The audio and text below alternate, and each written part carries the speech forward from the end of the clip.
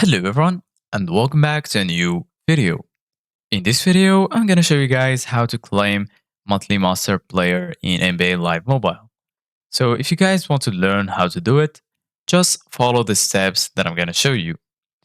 As you can see guys, I'm right now in NBA Live Mobile on my phone. And this is how the homepage looks like.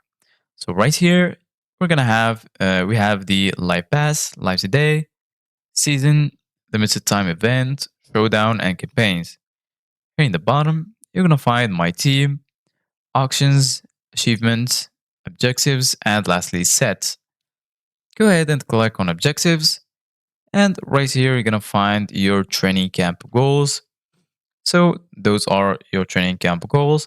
If you click right here in the top on training camp goals, you're going to find a lot of sections. So there is the training camp goals, daily challenges, weekly objectives, monthly master, and live today. So the one we are interested in is the monthly master objectives. Go ahead and click on it.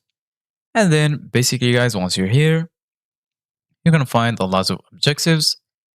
In order to claim monthly master players in NBA Live Mobile, you need to complete those objectives. So for example, there is this first one, monthly master daily stamina. Spend 1000 stamina.